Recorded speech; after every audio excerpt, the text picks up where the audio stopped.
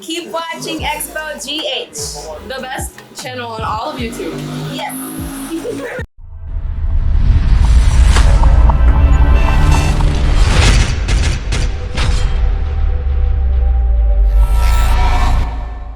Hello, hi, Xposed GHFM Ben Bruce. Subscribe, share, yeah, the tumpa now on Saka. Okatakyie Effie Angel. Now, say was setting up his own studio, massa, or your no program, very, very interesting. Now, I'm got here be, and I know the reason why MPP lost. Sase mo maka, na no Okatakyie so aka, yen got here mbra. Kofo foriata biaba. Won na akọ yie, akọ de ban. Ye ka hwe Akufo-Addo so ntie. President Akufo-Addo so ntie. Akọfa ni nua akọ hye white. Eko ti Bible lo. Ye me elusu ye nie. Amanfo ni sika nya adwuma. Yi levi. Man supported da. Obu o record on famra. Afa nipa sika nya adwuma. Wo kora wo se wo pese wo ye cashless system. Sa afa nipa ne nko electronic. Afa o electronic wa no akote ho. Sa ne oba metu sika. Etimi sika 500 Ghana. Me sani 200 ama akosua abno wo se matew. Akosua abno wo se ma me sani kakra ma eye ya brago wo se me so matew. Ya brago se ma me fanyi nto ade wo se matew. Na sika ba ko anya adwuma no watete so you are bringing people under the poverty line. More fire. Na say nipa na otiti wo musika no. Etu onko to aba. For the first time in the history, wo MPC asore ka kire o President Akufo-Addo. So the free baby, wo nua no pam no. Sesano. Etu wa your excellency, wo so de betra fi ya. Wo hwe de ekoso nti wa ya ofe. Ko more fire. Si atu aba. Brabebu amamu osim kosi cathedral. Kututu fom. Atu amena nti sei. Ashenyamebo. Ade kojo smart akosu wo nka no kurenti. Beso cement. Metie happy FM. Me twa o mother power cathedral hu twa be sida o di fra memu. Was na nyansa bi anim. Ene jo mama ba so okoto aso. O so okoto aso. Wo so obesi. No na na de share bon. Me dear from day one. Me ka say Akufo-Addo na ban ankoye nyina ye kan oforiata. The decisions and indecisions were bad for Ghana. Oye nioma miensa amanti asieda na menti asieda. First of all is what we call the temple of God or the church of God. Nia Akufo-Addo akasa kwose nyame bo na mimini ho. One of call Israel no kwose nyame bo. Oboye no oforia ata you being a Christian and you know sir it's no good to go and take public press when you have not discussed with parliament. He went ahead and went to the public press and dole out what money. Owie no as obi a finance, you can be accountant and financer. One of the things that they are very good at is that they are economical with money. So what were accountant that who this ka won ho an ya enye easy. Or for we after the one there dole out to the opec papa. Emma omagana bosia say bosia ni bia na onya emfaso wo ho. Other things so the levy and taxes be on the buyer.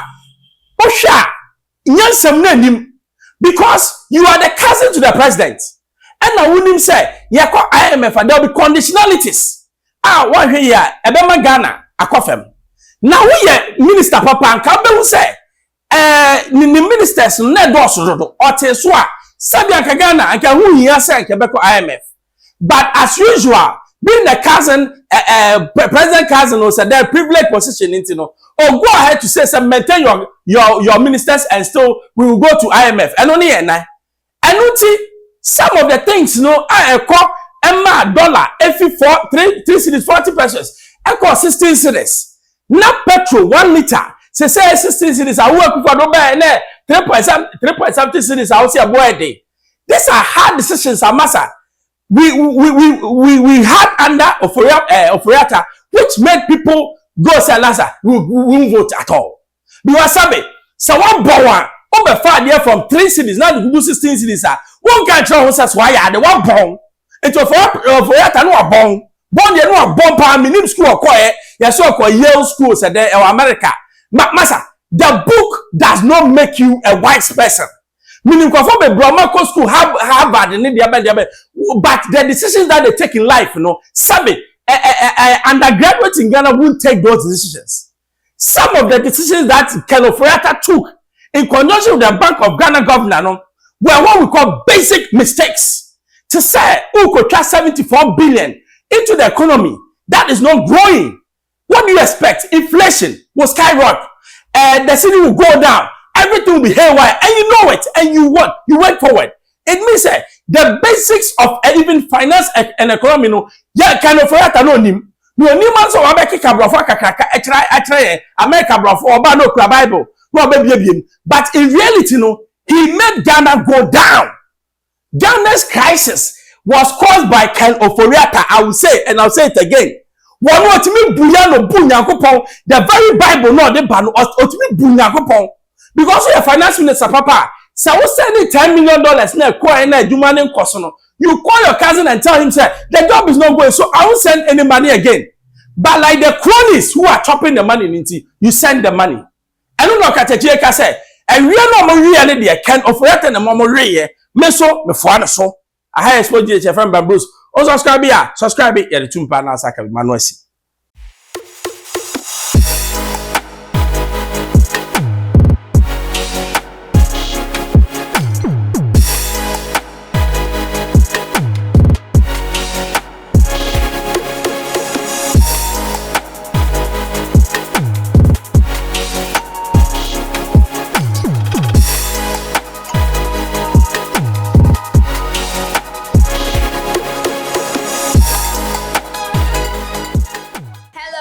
Keep watching Xposed GH, the best channel on all of YouTube.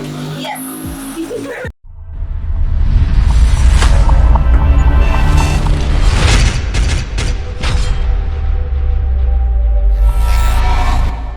Ofori-Atta biaba. One na akọ Yale. Akọ de bay. Ye ka hwe Akufo-Addo so ntie. President Akufo-Addo so ntie. Akọ fa ni nua akọ hye white. Eko ti Bible lo. Ye me elusu ye nie.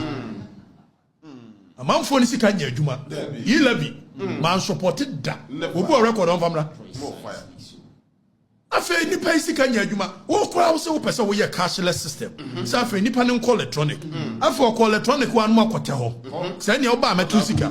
Etimi sika 500 Ghana. Me send 200 ama akoshu abno wo se matew. Akoshu abno wo se na me send kakra ma eye ya brago wo se me so matew. Ya brago se ma me fanyi nto ade wo se matew. Na sika ba ko anya adwuma no atete so you are bringing people under the poverty line. Na say nipa na otiti wo musika no. It won't go trouble. For the first time in the history, wo MPC sorry ka kire o President Akufo-Addo. Sorry free baby. Wo nua no pam no. Sesano. Etiwa your excellency, wo sorry betra fi ya. Wo hwe de ekoso ntiwa ya ofe. Ko. Mo fire. Si atu aba. Brabebu amamuosim kosi cathedral. Kututu fom. Atu amena nti sei. Ashe nyamebo. Ede kojo smart akosi wo nka no kurenti. Be so cement. Metie happy FM. Mi twa o mother power cathedral hu twa be si da o di fra memu. Was na nyansa bi anim. Ene jo mama ba so okoto aso. Wo so okoto aso. Wo so obesi. No na na na share bon.